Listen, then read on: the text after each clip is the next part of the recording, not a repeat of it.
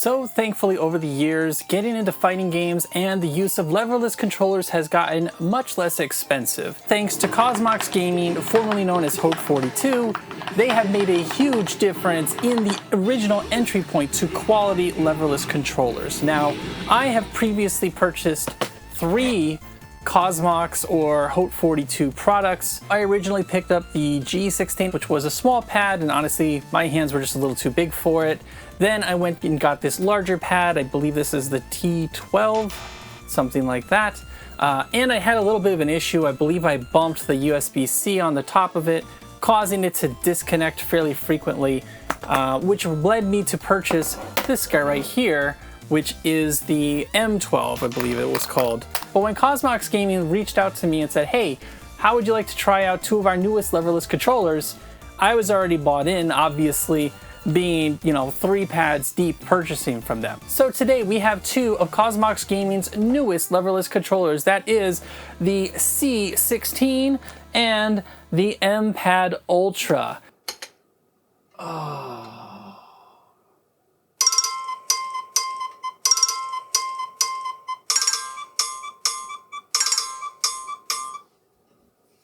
Hello? Yes, I know he doesn't say the name of the product right. What do you want me to do? He's a freaking idiot. He can't even read the box. I can't go and teach him how to read. He's a grown man. He's too old at this point.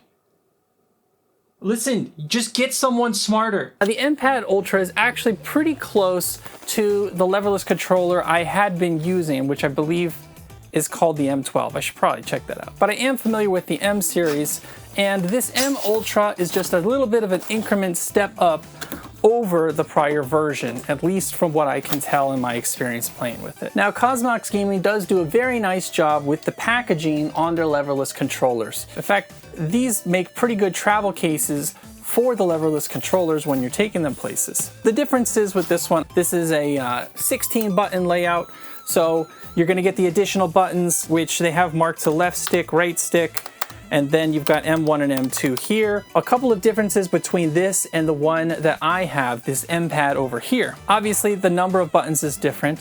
Another big difference is they've labeled everything by etching it into the actual metal that's on this. This is a very hefty product, both of these. They're sturdy, they aren't gonna go anywhere, and it's nice to have the extra heft. Now, a couple of extras as well. You do have a toggle for the lighting right there, and a toggle right here, which is a tournament lock switch, neither of which were on this prior version. The other thing is, if you can see right there, there are no labels for any of these buttons and no labels for any of these buttons on the face, which again has changed with this new MPad Ultra. So now you have them all labeled. Now they do use A, B, X, and Y, so they are looking at it from the point of view of like an Xbox controller, as opposed to the PlayStation. They're not using like triangle, square, whatever. But it is really nice to have those little labels etched into the metal, so you don't have to go kind of scratching your head trying to figure out what button you need to hit. Beyond the face labeling there, they also do label the buttons here. So they give you like a T, a minus, home, back, start, and like I mentioned, that tournament lock one right there, which is going to prevent you from hitting any of the buttons that would kick you out in the event that you're attending in a tournament. Now, it still, like I said, has a bunch of similarities. So you've got the same OLED screen, you have the same base body, you have the same etching as far as the corners, the shapes, and how it looks overall. It's very, very similar to the MPad I have been using, which is this guy here. Flipping it over to the back side, you are going to have basically the same base. They have made some changes as far as the access screws. This has 4 across, this one had 2 in the middle in addition. Basically, if you're going to switch out the buttons though, all you're doing is popping them off, but they include the switch puller in it, so it's not that difficult to get into them. Now, a couple of things with this. One is, this is my old one. It does actually attract a good amount of fingerprints. It is easy to clean and wipe off, but it will attract those fingerprints. And my prior one, I did get to scratch up a little bit right there. Maybe you can see that. So it is fairly easy to scratch. But like I said, I like this model, especially if it's going to be a pad you're going to take with you traveling. These are very sturdy, they're very hardy, they can take a beating. I'm not scared of anything really negative happening to this. I haven't had issues with connectivity with this model, and this uses that same recessed bit, but I do like the upgrades that they've made to this. In terms of the switches themselves and how they sound, here is my Wing Force upgraded buttons. And here is what's in now the MPad Ultra.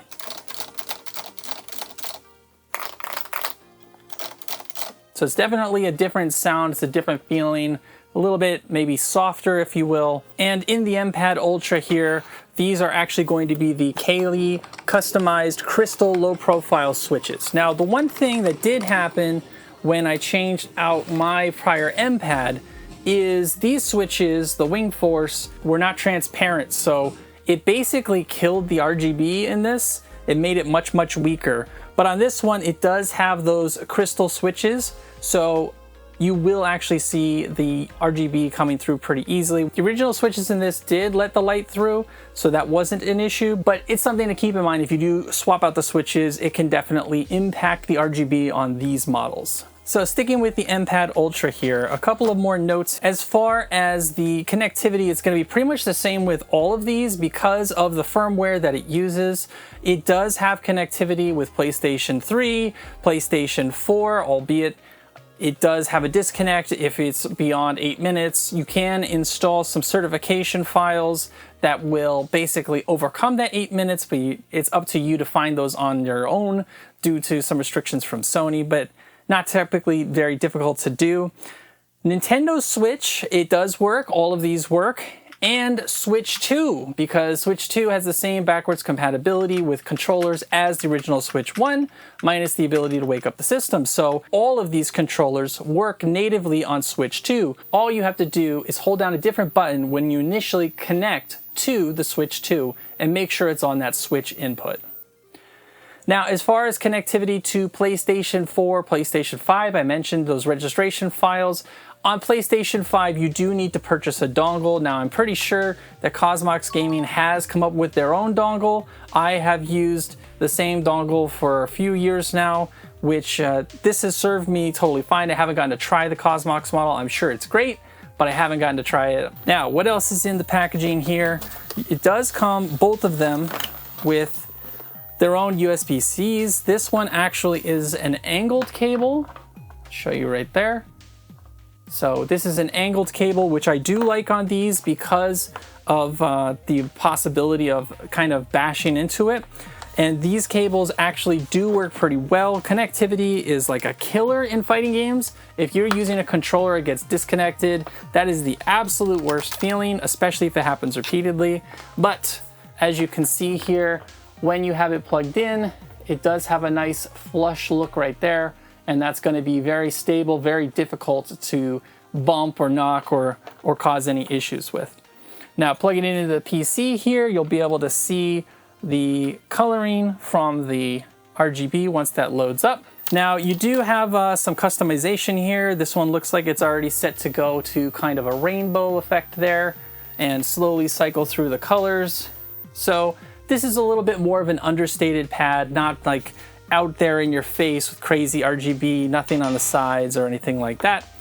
But nice switches, good feeling, good response. It's nice to have those extra buttons there, which are programmable and that you can use. It has the feet on it as well. So these are actually very nice when they're sitting on a desk. They will absolutely prevent your leverless controller from sliding around. You can see it's shaking my whole desk here, as opposed to moving even a millimeter. In fact, I gotta steady my camera so you can see that. So nice to have there. It is the 4 points, so if it's on your lap, it might not be quite as sturdy, but very, very nice. I do like this pad a lot. I might even like these switches better than the C16, which we're gonna talk about, but there are definitely some pluses to the Hautepad C16, which let's get into those right now. So this of the two is my favorite, and we're gonna get into why. The C16 feels like it's a response to every every quibble I've had with prior Haute42 or Cosmox gaming products. And what do I mean by that? Well, the first is it has a recessed top. So this top bit right here where the USB-C goes in is very well protected. It is completely recessed in that hole there, which I like a lot.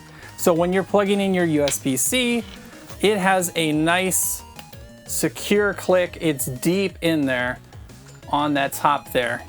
It really has a nice connection, and that's not gonna go anywhere. So big fan of that connection in that recessed joint. Now, like the MPad Ultra, it does have locks on your tournament locks and your lighting. So if you want to turn off your RGB if it's distracting you, or if you want to put on your tournament lock to prevent hitting any unnecessary buttons, both of those are there. It also has all the markings here for the buttons. However, you'll notice this is a transparent piece with a design in the back. Now, well, why is that? Well, because they are thinking of almost everything, and there's a little button right here, you can see it. So right there it says push. And when you push, I'm gonna push on that button, the face comes up. And off comes that plastic piece. Now, the plastic piece is being held on by these magnets, 4 magnets in the corners. So what that means is this just pops off with that little button because it's held on by magnets, and you have direct access to the art inside. In your box for your Hautepad C16 here, they give you several different face plates. So you can swap them out with one of the other ones that you like right off the bat, and they provide blanks too. So if you have someone artistic in your life, or if you're artistic, they give you 2 blanks to make your own art. And then all you would do, let's pretend for a second, well, we'll do it with one of the actual artworks. Let's say this was my beautiful artwork here. I would just take it after popping off my plastic piece. Oops, you want to put it on the right way, of course. Slide it on there.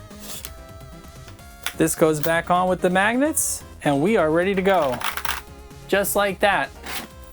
And I have a completely different aesthetic for my C16. Great change with the recessed USB-C to protect it. Great change with the replaceable artwork in the front with that little push button in the back and the magnets in the corners.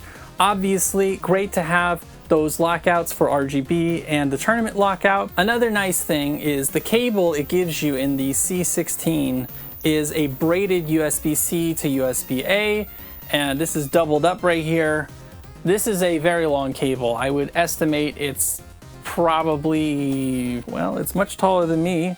So I'm gonna say this might be like a 10-foot cable, which is nice because the other ones are not nearly as long. I think the one on the MPad Ultra is, well, I guess I could check it, couldn't I? If I would stop being lazy. So while I do like that little elbow connect, because that is very sturdy, this is not nearly as long a cable. Man, I'm not even sure that's a 6-foot cable. It's probably about a 5-foot long cable. So while I do like this cable because of that L connection and the actual quality of it's a nice quality cable, having the braided cable with the extra length on the C16 is definitely preferable. Now let's plug this in and take a look with the RGB. And you can see this has very prominent RGB. And when you hit the buttons, the RGB is going to change. Now you can customize this a bit when it comes to the RGB. And the other thing you'll notice is that these have lit up. So when it's not on, you can't really see these very well, but it's got a T, a minus, a home, back, and start right there. So it does label all those top buttons. Once it's lit up, you can actually see those and read them, which is really nice. You don't want your RGB? Bam, turns it off. Does it turn off the labels? No, it doesn't. If I get that right up there, you can see the buttons. And if I plug it in, you'll see the labels. Then the labels pop on. So, although if you turn off the RGB, the labels stay. So, and then you've got your tournament lock right there. And when you hit that, it actually turns off all of these buttons. So the labels for all of those go away. So I really, really like the C16. With the customizability, with the artwork, the RGB, I also do like these buttons a lot. These are closer probably to the Wind Force than the other ones. In fact, I think these are Wing Force now that I'm thinking about it. These are wing engine switches. So these are the same switches that I put in my MPad over there. But because the RGB is in circles on the outside, it doesn't matter that it has those switches that are not see-through. You're still going to see that RGB shine through. In terms of the firmware and updating, they have done a nice job with that too. It's become actually even easier to update these. You just go over to cosmoxgaming.com, go ahead, hit support. It's gonna have the firmware right there for the GP2040, and then you're going to hit download on the two files, the GP2040CE and the Flash Nuke. You're going to drop Flash Nuke into the leverless controller, having it connected to your PC, and then drop the firmware update. But it's very easy from that point. So from there, if you're going to connect to PlayStation 4, you would just connect with the PlayStation 4 mode, or you can use an adapter or the PlayStation pass-through add-on from Cosmox Gaming. For PlayStation 5, as I mentioned, you would just be setting yours to disable the PlayStation 4 mode and then using PS pass-through along with the dongle to get to PlayStation 5. If you're going to go for PC or you're going to go for Switch, you would just use that specific button. So for example, you would use X input for PC, you would use Switch for Switch or Switch 2. It's very self-explanatory there and very easy. Like I said, the only thing is you do still need a dongle of some type. You do still need that little guy right there in order to play on PlayStation 5 or to avoid timeouts on PlayStation 4. And you would need something similar if you're going to use it on Xbox. I definitely am happy with the connectivity of the GP2040 firmwares as a whole, and super happy that it works with the Switch 2 backwards compatibility. Overall, I feel that Cosmox Gaming has done an incredible job making quality leverless controllers more affordable for fighting game fanatics. Now, in terms of pricing, Amazon does have it a little bit more expensive. The M Ultra is at $147.99 at time of recording, and the C16 is at $86.99 on Amazon. Now, if you want it a little cheaper, you can go over to AliExpress, which actually has the M Ultra at $109.56. And the C16 also less expensive at $72.85. For Amazon, there are two official stores according to the Cosmox Gaming website. That is the Onid and Sixer. There doesn't seem to be much difference between the two, except that the Sixer does have some Chinese characters on it, but pricing seems to match between both of those stores. So you'll have those links in the bottom if you're interested. But at $86.99, this thing is an absolute steal, especially if you can get some nice custom artwork in there. Just use that little push button in the back, use the magnetic connectors. I absolutely love this thing.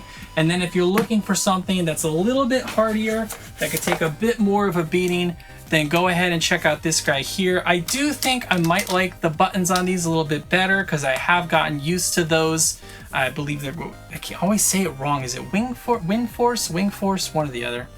But I do like these buttons, and this is definitely an upgrade over my M12 Plus that I had previously. But let me know in the comments down below, have you tried out the Cosmox Gaming or Haute42 leverless controllers? If you have, let me know what you think. And if you have any questions about these products, let me know. Thanks again to Cosmox Gaming for sending these units out for me to review.